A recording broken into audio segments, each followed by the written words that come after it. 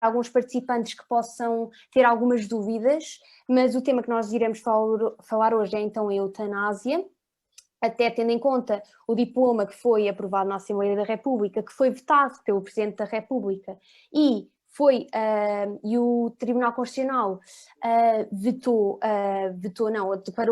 apreciou a inconstitucionalidade deste mesmo diploma, peço desculpa, e a eutanásia trata-se então de condições especiais onde a morte medicamente assistida não é punível, isto é, o ato de abreviar a vida de determinada pessoa, auxiliada sempre por um médico. Diferentemente era o caso do suicídio assistido, onde é o próprio doente que põe término à vida, automedicando-se com um determinado fármaco, sendo este letal para a sua vida. Pronto. Se os convidados assim o desejarem, podemos então dar início ao debate. Portanto, a primeira premissa que eu gostaria de introduzir aqui no debate, onde espero que os convidados então digam se são a favor ou contra, ou se concordam ou não, é: partindo da análise do artigo 24, consagrado na Constituição da República Portuguesa, a despenalização da eutanásia põe em causa a importância do princípio da inviolabilidade da vida humana. E quem quiser começar por dizer se concorda ou não. Eu posso, se quiserem. Sim, por favor. Mal. Muito boa tarde a todas e a todos. É um grande gosto aqui participar deste colóquio. Cumprimento os colegas que fazem parte do painel e também a iniciativa, aliás, muito louvável, do Núcleo de Estudos Humanitários da Faculdade da Universidade de Lisboa. Aliás, onde eu fiz uma boa parte da minha vida académica, onde me licenciei e onde obtive o grau de mestre. Depois fui para outras paragens, agora não interessa falar sobre isso, mas é sempre um gosto também regressar aqui à minha alma mater. Esse é um bom ponto de partida e não é um ponto meramente formal, porque de facto a Constituição Portuguesa, no artigo 24, até, embora na epígrafe fale no direito à vida, depois no número 1 do artigo 24 é mais não eufemística, mas mais incisiva, porque diz que a vida humana é inviolável. E qual é a questão que se deve colocar?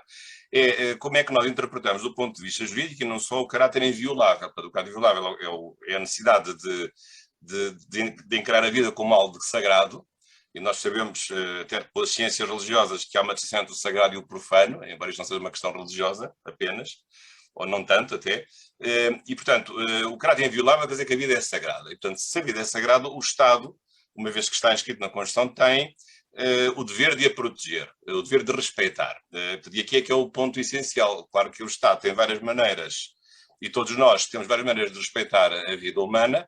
Eu até diria que aqui no fundo há uma relação triangular entre o titular do direito, portanto a vida da pessoa em causa, o Estado, os poderes públicos e os outros concidadãos. Portanto, assim, apelando aqui os juristas que estão mais por dentro disto, à chamada eficácia horizontal dos direitos fundamentais. E, portanto, há aqui uma relação triangular em que o meu direito, neste caso, é um direito que é oponível a todas as entidades públicas e privadas, porque é um direito absoluto, que se contrapõe aos chamados direitos subjetivos relativos. Neste caso, é um direito que se opõe a todos, erga omnes.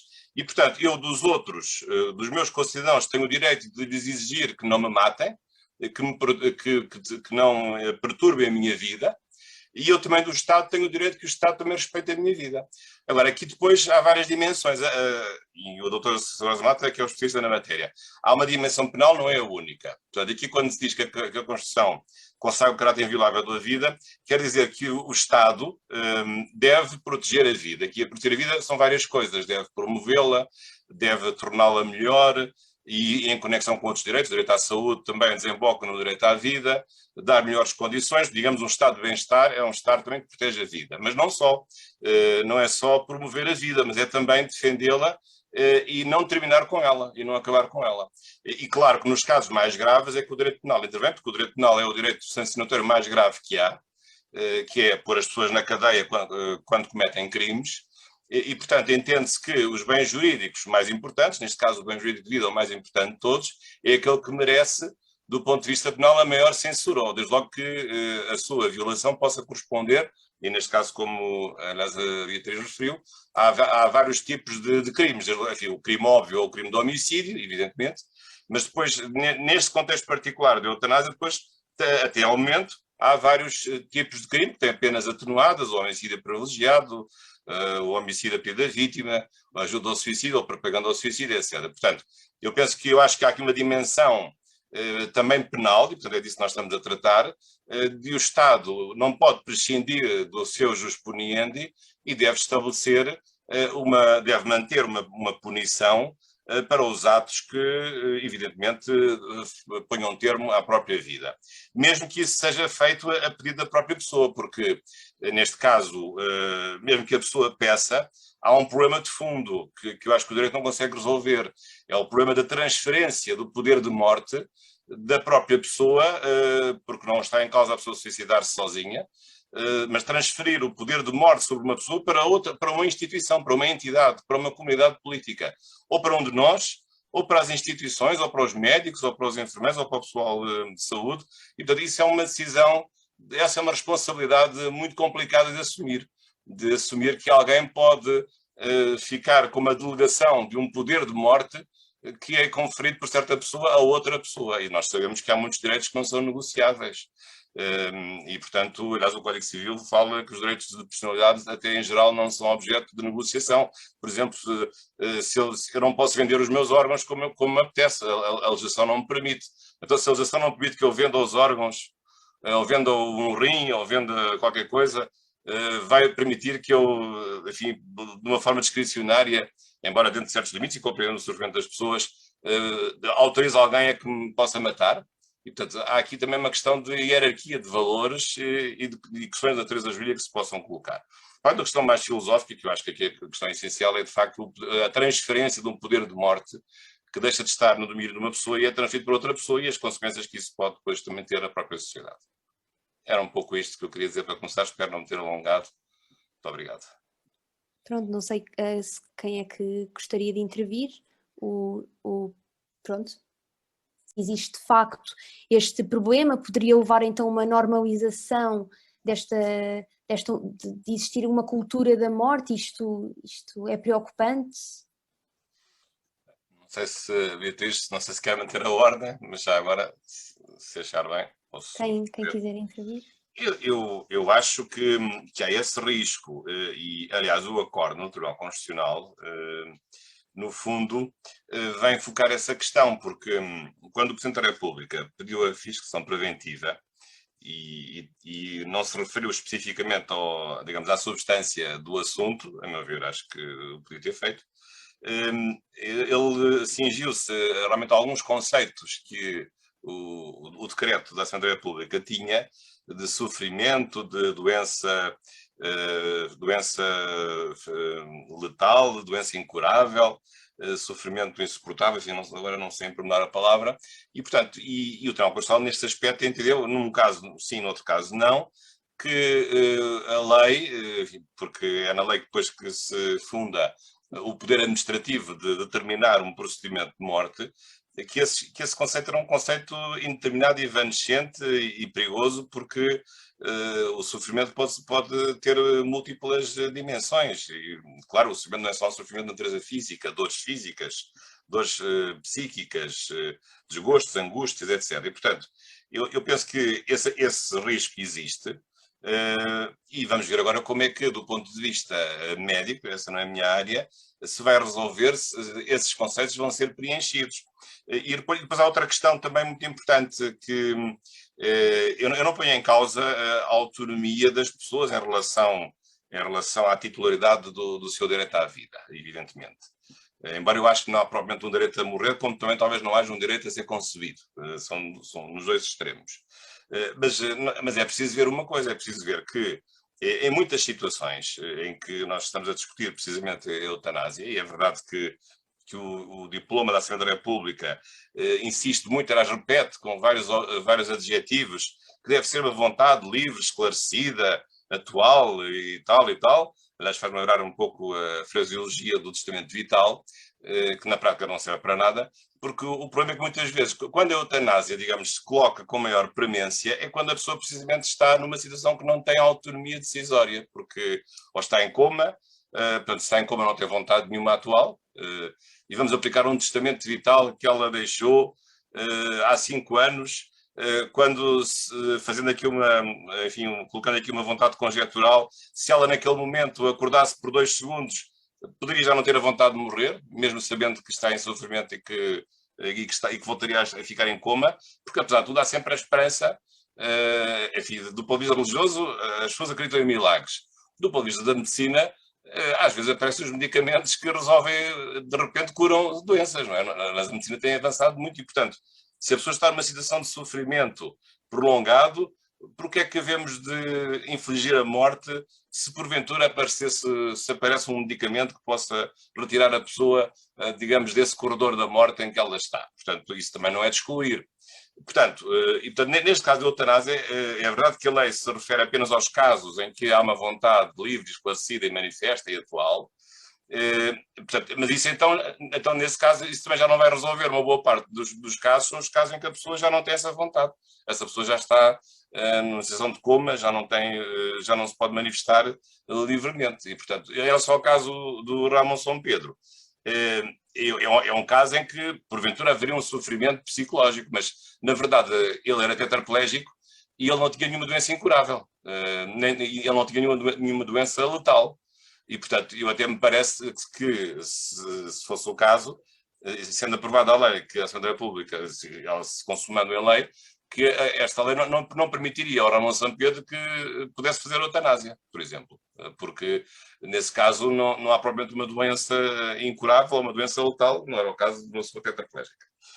Portanto, eu acho que aqui estas várias questões são questões que têm que ser vistas e portanto, quando nós começamos, digamos, a delegar o poder, o tal poder de morte, para os médicos ou para familiares, que vão interpretar se a pessoa está a sofrer muito, ou se é um sofrimento que já não tem solução, ou é um sofrimento que já está realmente, que atingiu já um limite, é um problema complicado, sobretudo, enfim, nas pessoas que não têm uma vontade própria, e mesmo as pessoas que têm a vontade, muitas vezes a vontade não é livre nem é esclarecida, portanto, e custa muito também, enfim, ver os médicos, os enfermeiros e os hospitais.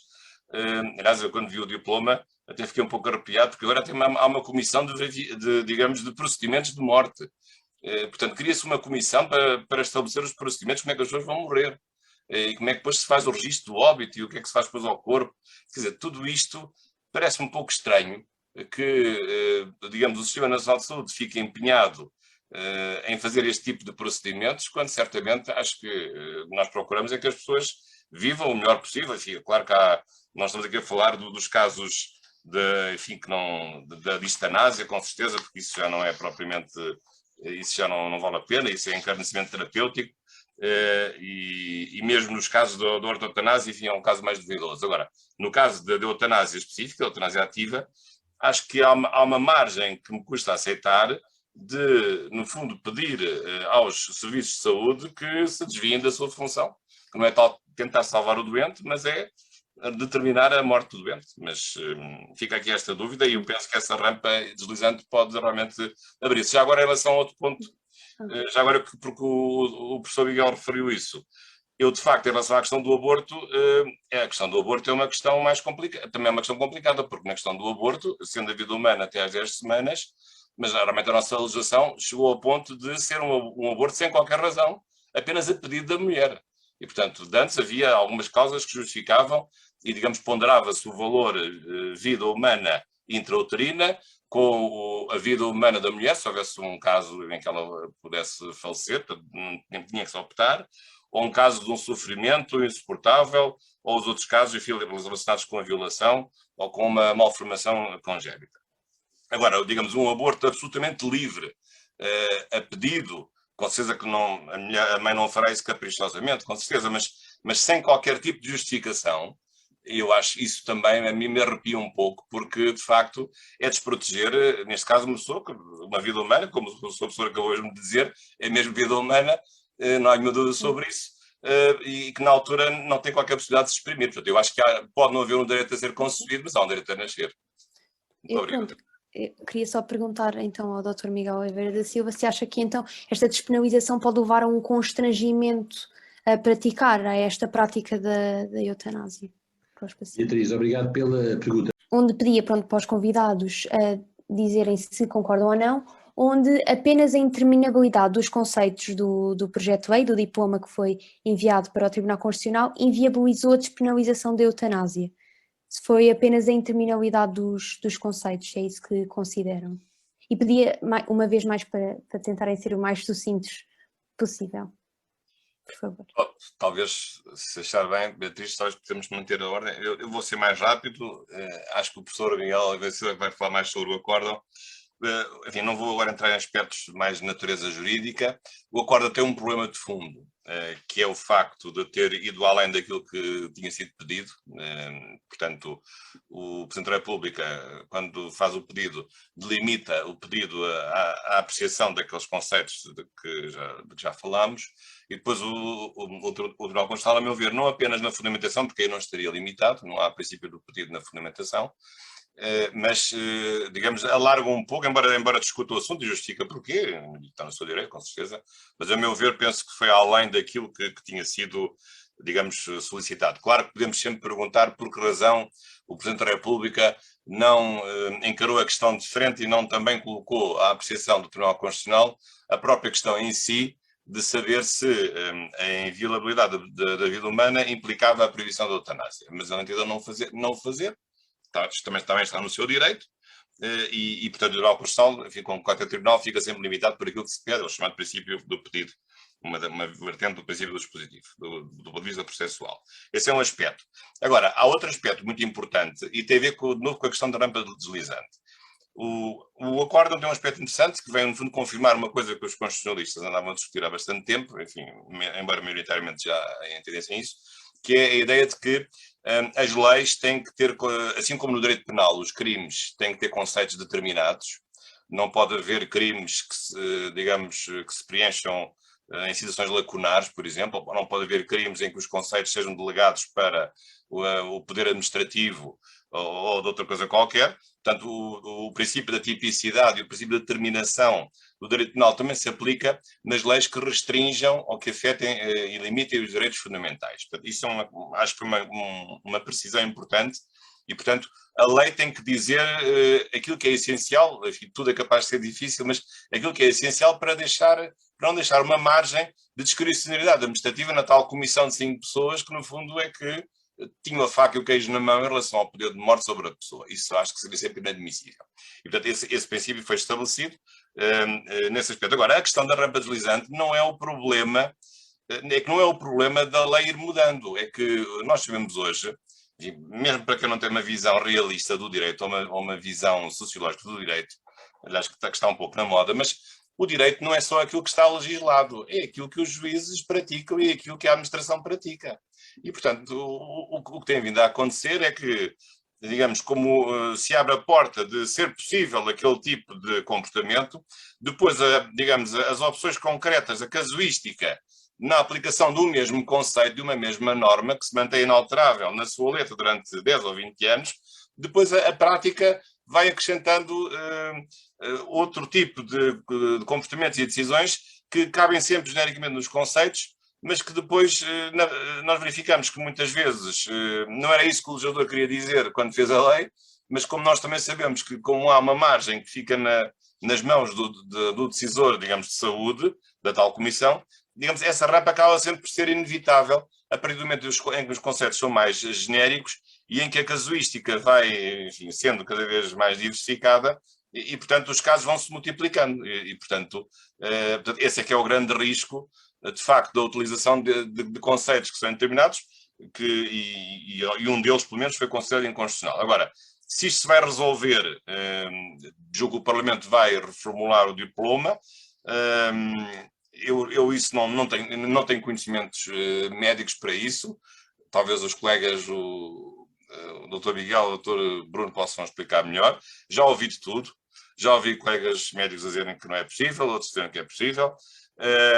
Mas, de facto, é um assunto complicado, porque por mais determinado que o conceito seja, eu acho que é inevitável que haja sempre uma margem de apreciação que está nas mãos das pessoas que decidem se a pessoa tem a possibilidade de ser eutanasiado ou não. E, portanto, eu acho que esse é que é o grande problema, até do ponto de vista ético, que é a tal transferência da autodeterminação em relação à morte que é transferida para outras pessoas que, no fundo, têm verdadeiramente esse poder, porque se podem recusar é porque, na verdade, têm esse poder de dizer sim ou dizer não em relação a essa possibilidade. Muito obrigado. Passo a palavra uma vez mais, questionando apenas se alguma vez seria possível. Também tenho pronunciado a favor do referendo e não vejam isso como uma alternativa, digamos assim, para evitar, digamos, ou contornar uma possível aprovação de diploma. Acho que são duas coisas distintas.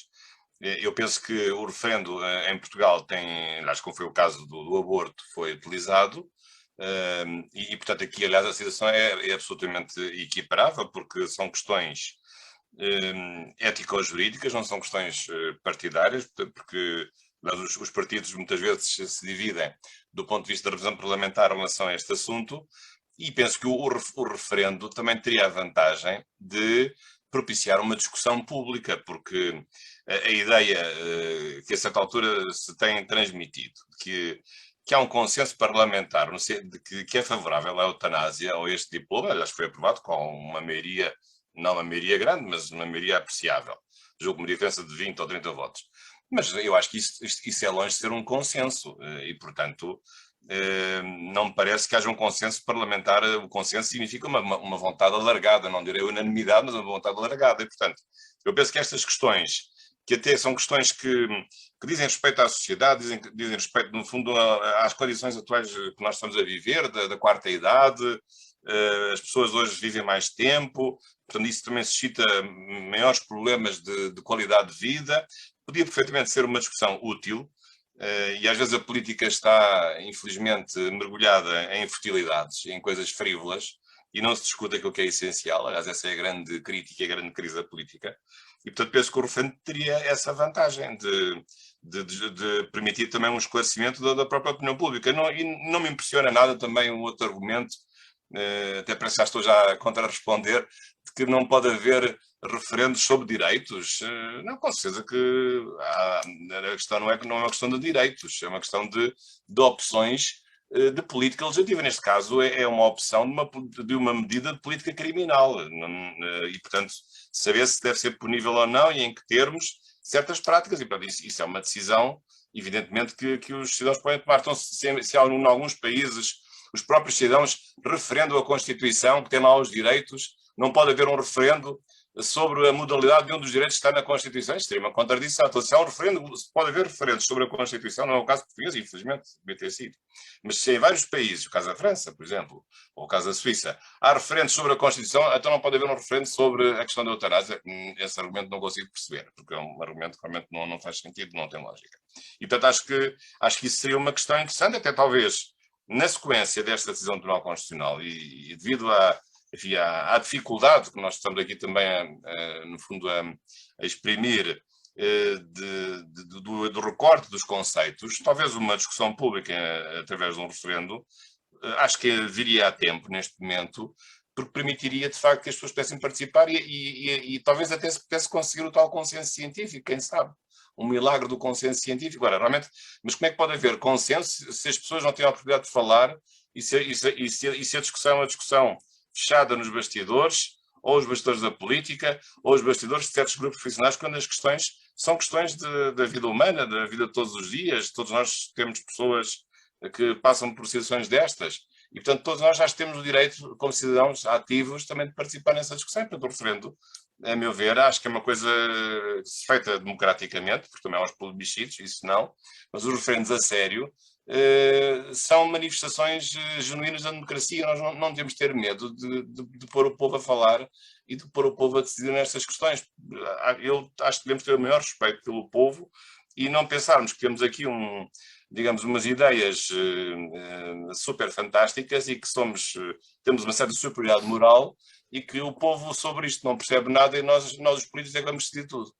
Sou visceralmente contra esse tipo de visão política das coisas, sei que alguns políticos a têm, e portanto acho que o referendo seria importante também para intensificar o debate, não só doutrinal, mas também o debate sociológico sobre a questão, o modo das pessoas verem a vida coletiva, e essa é uma delas. Muito obrigado. Ia perguntar ao Dr. Miguel Oliveira da Silva se concorda, se achava que o referendo poderia ser benéfico. Ponto que foi sugerido pela intervenção do Dr. Bruno Maia. Já agora, eu sempre fui defensor de muitos outros referendos, e já que o Dr. Bruno Maia também referiu isso, e já agora até recordo algo que é um pouco anedótico, mas que diz bem de como estamos do ponto de vista da qualidade da nossa política. Sabem que a última revisão constitucional foi feita precisamente para se permitir um referendo a aprovação do Tratado de Lisboa. E aconteceu o referendo? Não. Portanto, isto mostra bem a contradição em que caiu a Assembleia da República, que fez de propósito uma alteração ao artigo 295 da Constituição para permitir de uma forma fácil, porque o Tribunal Constitucional tinha chamado 2 vezes a pergunta, para se fazer esse referendo, e quando foi a altura de se aprovar o tratado, os políticos decidiram não fazer o referendo. Isto mostra bem ao estado a que nós chegámos. Depois, em relação às outras questões que o Dr. Bruno Maia refere, enfim, estou à vontade, aliás, enfim, contra um pouco a minha área política, mas isso não me rola nada, porque eu penso pela minha cabeça, mas é evidentemente que a intervenção da Troika teve aspectos muitíssimo negativos, e o Tribunal Constitucional teve muito bem em ter declarado a inconstitucionalidade de várias normas. Na altura defendi isso, e portanto, acho que o referendo é um instrumento muito importante de democracia participativa e pode ser utilizado noutras matérias. Mas, portanto, também para ficar aqui claro que, da minha parte, não me lembro só do referendo nestas questões morais. Acho que o referendo tem sido pouco utilizado, e infelizmente, eu já passei pela política, já fui deputado, e infelizmente a ideia que eu tenho hoje é de que o referendo não é utilizado porque os deputados, no fundo, têm receio ou têm alguma consideração em relação à qualidade da sua intervenção política, e portanto que pode dispensar a intervenção do povo português. Peço desculpa só interromper, mas o Dr. Miguel Oliveira da Silva eu tem... peço desculpa, exatamente, Beatriz. Agradeço imenso a todos, a todos, a quem me convidou, a quem participou comigo. Mas eu tenho mesmo que sair às 8 em ponto. Muito obrigado. Muito obrigada pela sua participação. E só dizer uma nota muito rápida, sim, dizer ao Dr. Bacelar que subscreva 100% o que disse sobre o Tratado de Lisboa. Aí estamos exatamente no mesmo barco. Exatamente no mesmo barco.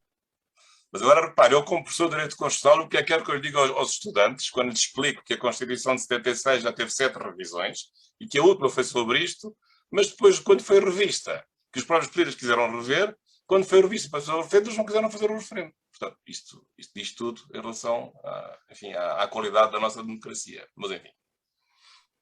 Muito bem, muito obrigado. Gostaria apenas de, antes de terminar, não sei se algum dos participantes tem alguma questão a colocar, e caso queira, pode colocar ou pelo chat ou